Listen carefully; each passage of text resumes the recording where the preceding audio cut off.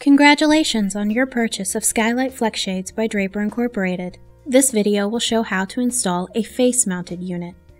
Tools required for installation include a level, tape measure, pencil, pliers, center punch, deburring tool, carpenter square, power drill, 7/8 inch drill bit, 10 mm wrench, a large soft piece of fabric or foam, a towel or t-shirt will do, and appropriate weight-bearing fastening screws. Please view the entire video carefully before beginning installation. You can also download a more detailed PDF version of these instructions at draperinc.com. Draper recommends installation be performed by experienced, qualified installers and is not responsible for improper installation, application, testing, or workmanship related to the product at place of installation. If you have any difficulties with installing, servicing, or operating your Skylight FlexShades, call your dealer or Draper Inc. at 765-987-7999. Before beginning installation, look for any site conditions that could interfere with installation or operation of the FlexShade. Please note, if you are mounting the Skylight FlexShade unit on an angle, please consult Draper. Be sure to inspect all items prior to assembly. To do so, open cartons lengthwise and lay out all the pieces. Make sure you have received the proper Skylight FlexShade and parts by checking the pieces against page 1 of the Skylight FlexShade instructions. A hard copy of these instructions should be included with your Skylight FlexShade. A PDF is also available for download at draperinc.com. To begin, arrange all pieces on the floor in the general manner they are to be installed, and remove the covers from both head boxes. Remove the spring roller from its head box. This one-notch spring roller is pre-tensioned and the dog is locked in its notch. To remove, disengage the pin end from the end cap. Then pivot the roller so that the spear end can be worked out of its slot. A small bushing is included on the pin end. Be sure not to misplace it. If tension is lost, rotate the spear clockwise a maximum of 15 times to regain tension. Once desired tension is achieved, be sure the arrow on the spring roller remains pointing down until reinstallation into the head box. Next, locate the motor roller assembly and remove it from its head box. First, remove the retainer clips from the motor end of the roller. Be sure to keep all retainer clips. Then, compress the spring in the gudgeon by sliding the roller toward the idler end of the head box and pivot the motor end of the roller out of its place. While the unit is still on the floor, install both side channels to both head boxes. During assembly, make sure the finished side of the side channels are facing up and that both the channels and the end cap locators are properly seated. Ensure the fabric guides are inserted into the side channels at the spring roller end. The beveled or bent portion should be placed so that it points away from the fabric when the shade is closed. Before attempting to affix the shade to the ceiling, verify the measurements printed on the package label to the pre-assembled shade and the opening. Check the opening for squareness by measuring for equal diagonals.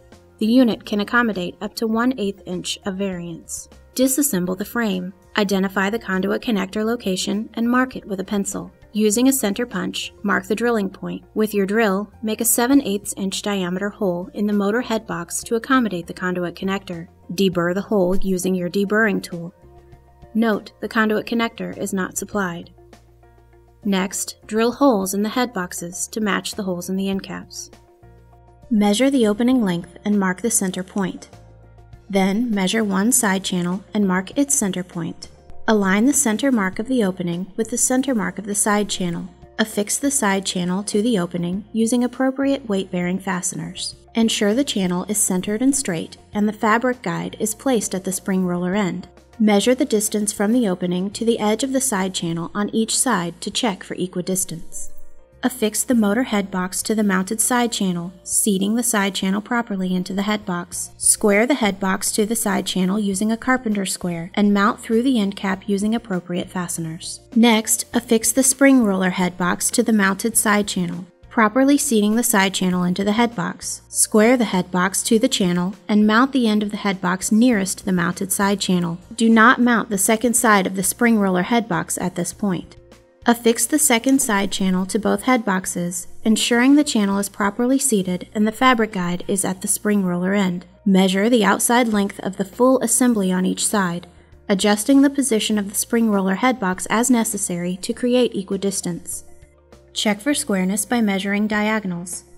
Once the head box is positioned correctly, mount the head box, then mount the final side channel. Replace the motor roller assembly. Feed the conduit connector through the pre-drilled exit. Seat the roller and install motor retainer clips. Next, replace the spring roller assembly. Ensure that the notch or arrow on the spring roller is pointing inward toward the opening and that the bushing is on the pin end. Before uncoiling the draw cables, wedge something soft, such as a towel or foam, between the spring roller and its head box to keep the spring roller from moving. Extend the draw cables fully to the motor end. Wrap one end of the draw cable over the top and around the motorized roller so that 3/4 of a revolution is achieved. Slide the draw cable into the slot provided in the take-up reel and seat the cable stop against the outer side of the reel. Remove the wedge from the spring roller and pull the slat bar inward a few inches to unwind the fabric and engage the spring. Then gently release. Check both ends of each draw cable to ensure they are properly contained between the sides of the take-up reels. If there is excess slack in the draw cables, reference the motor limit setting instructions to use the motor roller to adjust the cables prior to continuing installation. Caution: do not manually wrap excess cabling around the take-up reel. This may snap the cables upon release of the spring roller. If you have questions regarding this step, please contact Draper Incorporated technical support. Once the cables are taut, replace both headbox covers. Mount the cable support bars to the face of the side channels with provided self-tapping screws. Ensure the protective strips along the top of the support bars face inside, away from the headboxes.